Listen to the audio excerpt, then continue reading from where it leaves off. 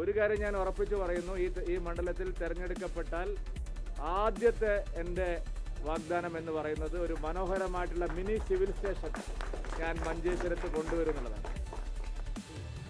മഞ്ചേശ്വരം മണ്ഡലം എങ്ങനെയാണ് കേരളത്തിലെ മാറി മാറി വരുന്ന സർക്കാരുകൾ ആ മണ്ഡലത്തെ പരിഗണിക്കുന്നത് എന്നുള്ളതിൻ്റെ ഏറ്റവും വലിയ തെളിവാണ് ഇന്ന് ഞാൻ നാമനിർദ്ദേശ പത്രിക നൽകിയ ഈ താലൂക്ക് ഓഫീസ്.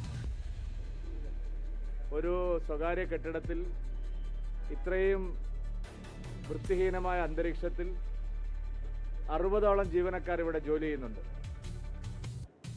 ഈ താലൂക്ക് ഓഫീസിൽ 1.5 മാസം വൈദ്യുതി വിച്ഛേദിക്കപ്പെട്ടിരുന്നു. 60 ജീവനക്കാരിൽ സ്ത്രീകളും പ്രായമായവരുമുണ്ട്. ഒരു ടോയ്ലറ്റ് ബാത്റൂം മാത്രമാണ് ഈ കെട്ടിടത്തിനുള്ളത്. കേരളത്തിൽ വേറെ എവിടെയെങ്കിലും ഇങ്ങനെ ഒരു താലൂക്ക് ഓഫീസ് കാണുമോ?